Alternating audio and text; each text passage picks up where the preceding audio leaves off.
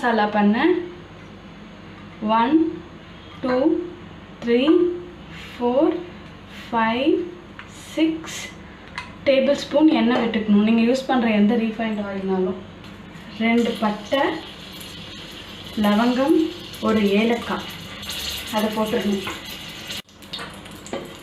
பட்டை லவங்கம் நம்ம போட்டோம்னா சும்மா ஒரு குட்டி ஆனியன் அதையும் நம்ம போட்டு வதக்கிடணும். ஏன் இந்த ஆனியன் போடுறோன்னா பைட் பண்ணுறதுக்கு நல்லாயிருக்கும், அதுக்காக தான். அப்புறம் அதோட 2 நறுக்கின பச்சை மிளகாய், ஒரு டேபிள் ஸ்பூன் இஞ்சி பூண்டு பேஸ்ட்,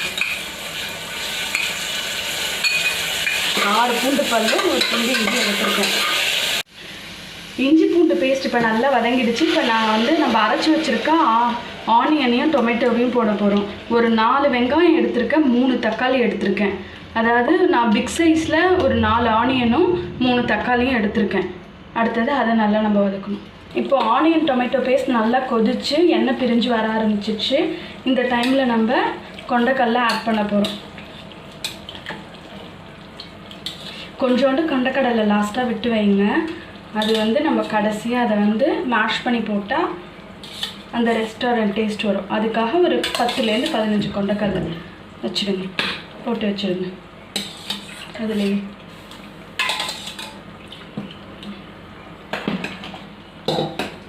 இப்போ இந்த கொண்டைக்கடலை போட்ட உடனே அதில் 1 teaspoon Kashmiri red chilli powder. இது காரம் இருக்காது, காரம் வேணுன்றவங்க ஓரளவுக்கு நல்லா 2 ஸ்பூன் போட்டுக்கோங்க.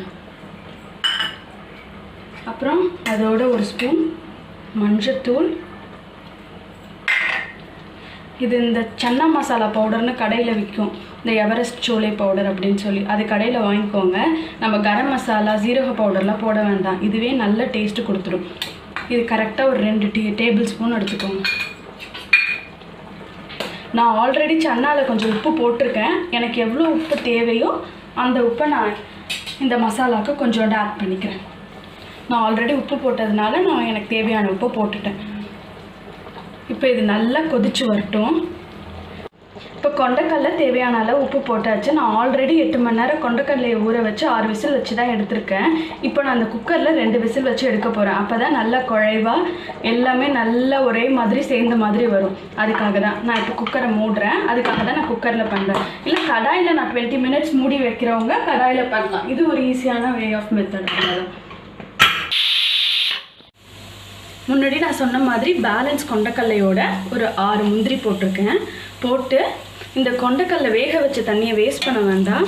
அந்த தண்ணியை ஊற்றி நல்லா இதை மிக்சியில் அரைச்சிட்டு நம்மளோட கிரேவியில் சேர்க்க போகிறோம். ப்ரெஷர் ரிலீஸ் ஆகிடுச்சு. இப்போ நம்ம விசில் எடுக்க போகிறோம். பாருங்கள், அப்படியே எண்ணெய் பிரிஞ்சு மேலே எல்லாம் ஒரே மாதிரி குக் ஆகிருக்கு பாருங்கள். இப்போ இந்த டைமில் நம்ம என்ன பண்ணணும்னா அந்த கொண்டைக்கல்லையும் முந்திரியும் அரைச்சி வச்சுருக்கேன், அந்த பேஸ்ட்டு இதில் கலக்கணும். பேலன்ஸ் ஏதாவது லெஃப்ட் ஓவர்ஸ் இருந்தாலும் அதை நீங்கள் தண்ணி ஊற்றி அப்படியே இதில் போட்டுருங்க. சுகர் ஒரு 1/2 டீஸ்பூன் போட்டுக்கோங்க, அது டேஸ்ட்டாக நல்லா கொடுக்கும். இப்போ நான் கொஞ்சம் பட்டர் போடுறேன். இது ஒரு ரிச் டேஸ்ட்டுக்காக இந்த பட்டர். பேஸ்ட்டும் நல்லா கொதிச்சிடுச்சு. இப்போ நம்ம கொஞ்சம் கஸ்தூரி மெத்தி போட போகிறோம். இது ஆப்ஷனல் தான், நீங்கள் வேணும்னா போட்டுக்கோங்க. உங்களுக்கு தெரியும், இதை நல்லா கசக்கி போடணும். அப்புறம் அது கூட கொஞ்சம் கொரியாண்டர் லீவ்ஸ் கட் பண்ணி வச்சுருக்கேன், அதையும் போடணும்.